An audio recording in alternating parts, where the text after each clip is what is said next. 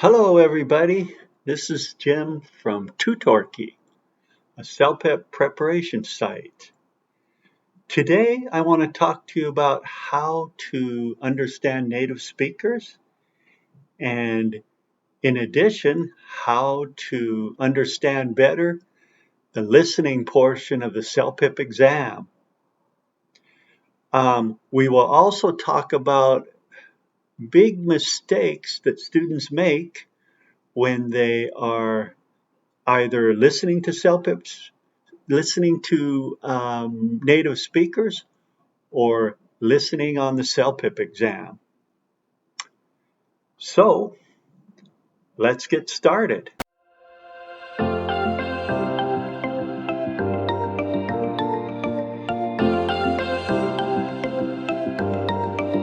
Hello, my name is Jim and I have a website called Tutorkey and a YouTube channel both devoted to CELPIP preparation.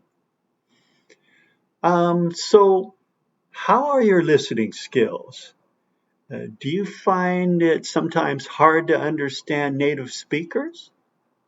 Or do you find it hard to understand movies or videos in English?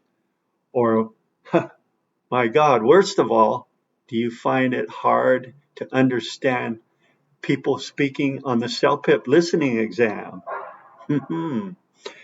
Well, let's try this phrase out. See if you can understand this phrase. Do you know what you're going to do today? Are you going to do an exam? Let's try that one more time. Do you know what you're going to do today? Are you going to do an exam? By the end of this video, you are going to understand this phrase and other phrases like it. You are also going to learn some essentials for better listening. And so by the end of this video, you are going to see an improvement in your listening. Not bad, huh? So let's begin. What is the main mistake that students make when listening? Well, they focus on individual words and translate them. Well, the problem with that is that when two words come together, they change. They change based on context, right? Let's take, for example, do you, okay? We don't say do you, we say do ya, right? And so there you can see that we dropped the O, the vowel. We dropped a vowel. We also dropped consonants, like say, for example, good day. Yeah, good day sounds like it's one D, but it's not one D. It's two Ds, right? Another thing we do, we like to change words. I think you know that, right? For example, how about going to? No, we never say going to, we say gonna, right? Yeah. So how on earth how are you gonna learn all that? Well, just by understanding that we add and drop consonants and change words will help you listen to speakers. And it will also help you on the listening exam for CELPIP.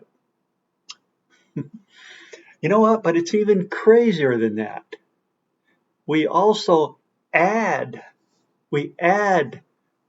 consonants to something. Like how about, for example, do an exam. We say do an exam. Not do an exam, but do an exam. So we add a W. How crazy is that? One other thing I forgot to mention is that we also link words together, right? Like how about the following sentence? Can I have an egg?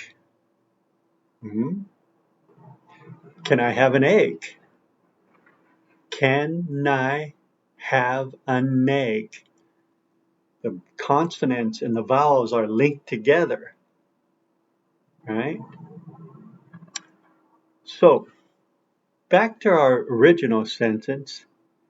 Do you know what you're going to do today? Are you going to do an exam? So we have all these things that come together. We add sounds, we drop sounds, we change sounds, we link them together, right? Well, we also have other things that we do that we need to look at. Like, for example, stress. We reduce sentences, we reduce words. We have intonation, rhythm, and tone. All of these are important for us to be able to understand better native speakers and also to score well on the listening exam in the CELPIP. Okay, so let's first talk about stress.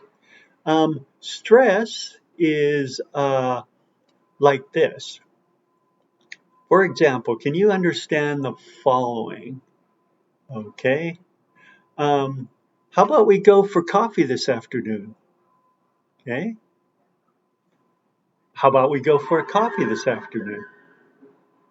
Go, coffee, this afternoon.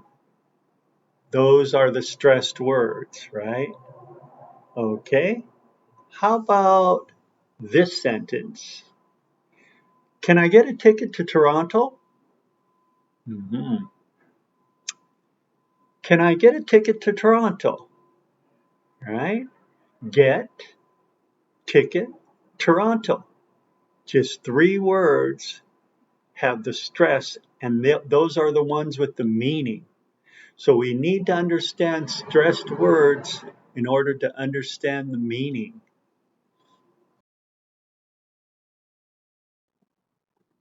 Okay, let's get going with some practice. We're going to talk about 5 things: stress, chunks, weak forms, contractions, and reduced speech. Stressed, well, we've talked about stress, haven't we? Stress carries the meaning in a sentence. The stressed words are the words that carry the meaning. Isn't that right?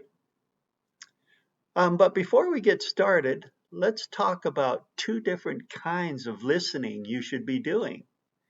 There is extensive listening and intensive listening. Okay, now extensive listening is just listening for fun, listening to videos or podcasts for fun. Intensive listening is a little bit different. In intensive listening, you listen to short video or audio clips of about 10 to 30 seconds. And when you're listening to those, you should be listening to what words are stressed. You can get the transcript, for example, and you can write down, underline the words that are stressed. Okay?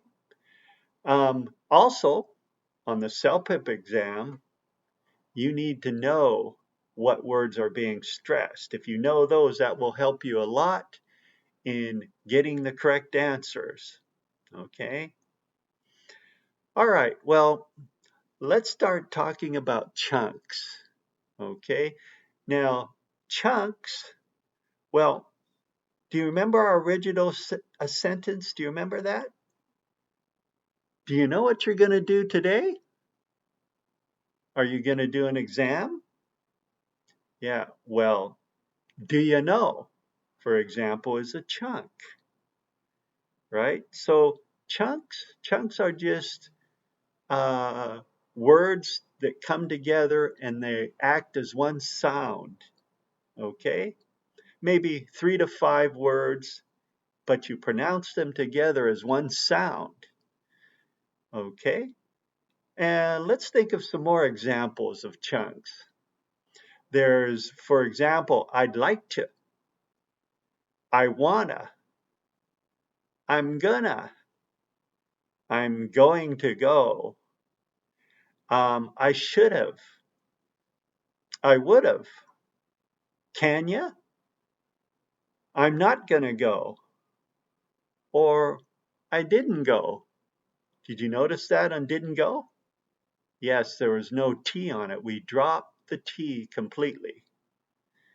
Okay, so chunks are really important, aren't they? When you're listening to chunks, you're listening for the sound, just for the one sound of those four words. All right? By the way, idioms. Idioms are also chunks. Like, for example, grab a bite to eat, or let's grab a bite to eat, or break the ice, right? Those are also chunks. You listen to it as one sound, even though there are 3 or 4 different words. All right, good.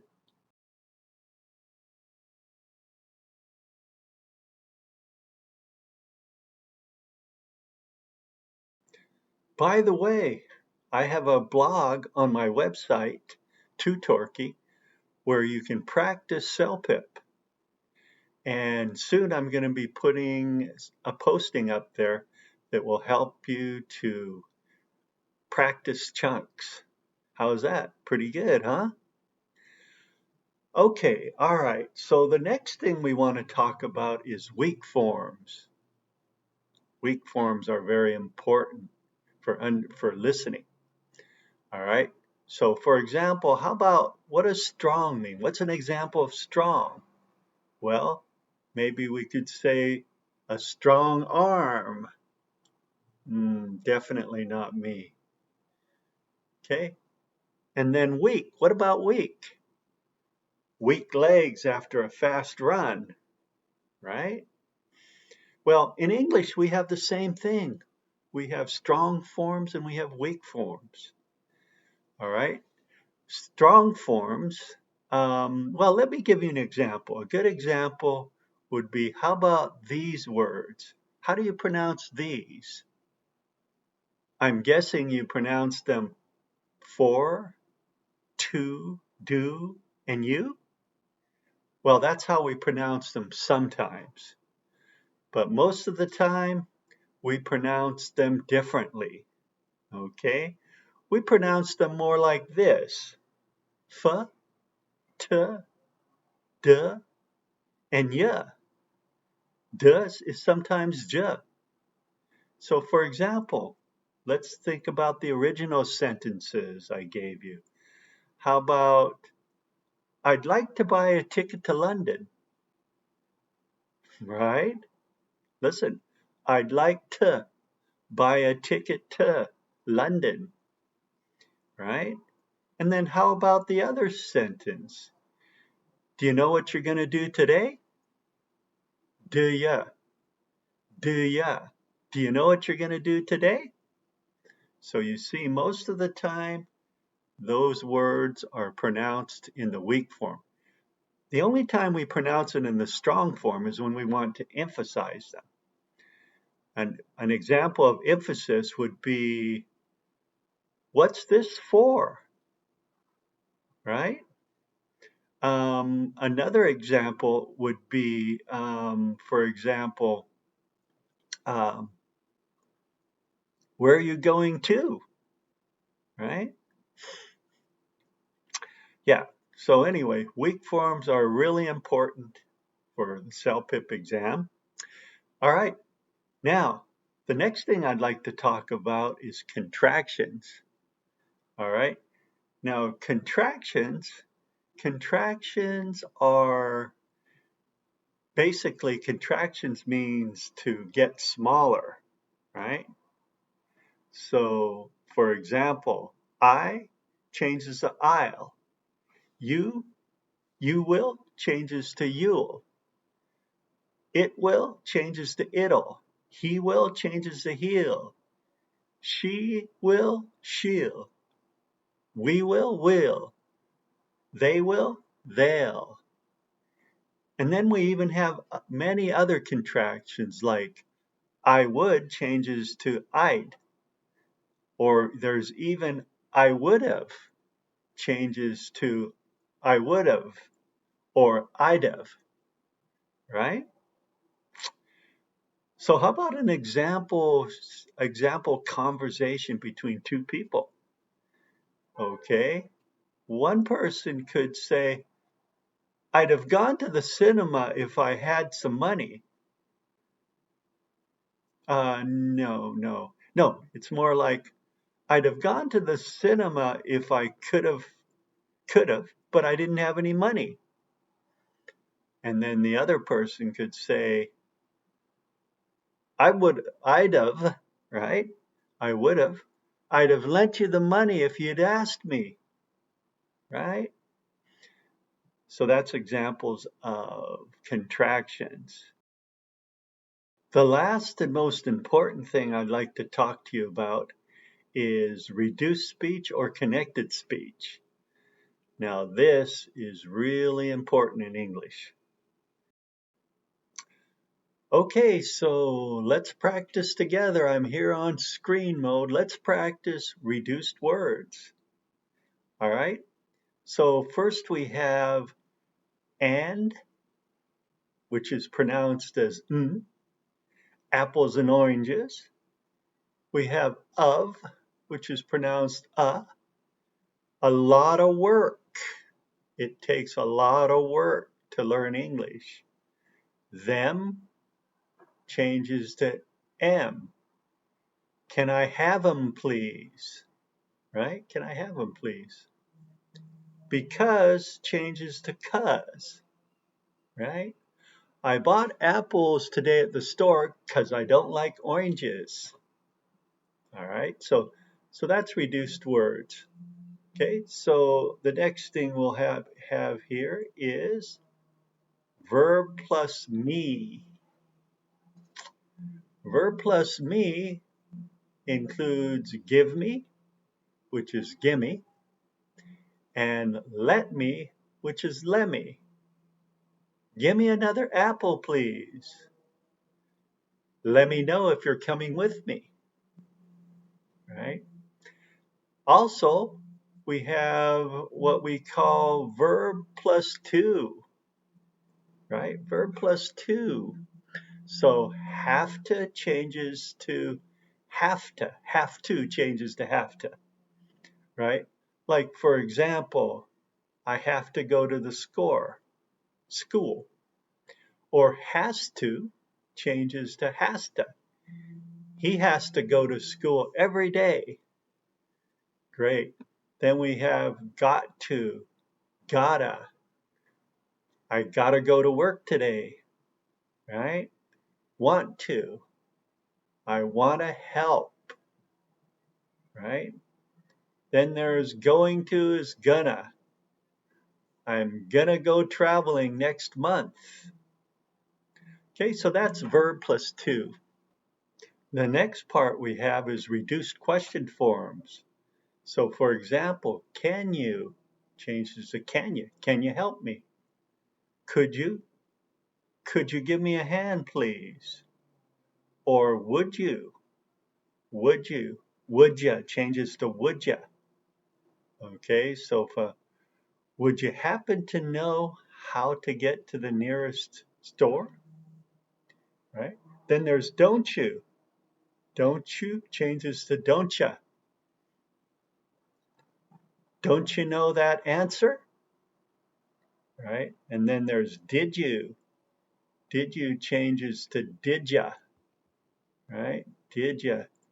Did you go to the party last night? Right? And then there's didn't you. It's didn't ya. Didn't you go to the party last night? Right? Didn't you go to the party last night? Yeah. Okay.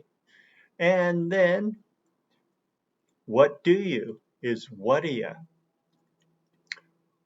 What are you doing tomorrow? What are you doing tomorrow? Then we have, what did you? What'd you? What'd you do yesterday? What did you do yesterday? And when did you? When did you? When did you go to Stanley Park last time? Maybe about 2 or 3 weeks ago? Yeah. Alrighty. Also, we have why did you is why'd ya? Yeah. Why'd you go home so early? How about that? Why'd you go home so early? Okay. And then there's who did you? Who did you meet yesterday at the park? Right? Who'd ya? Right? And then last but not least is how did you? Hey, how did you know my name? It's been a long time. It's great you remembered though. So here are some examples of reduced words. As you can see that in English, reduced words, learning them are very important. Very important for understanding native speakers, and for sure also that difficult exam, listening, right? Listening on the CELPIP exam. Okay, so that's about all I have today.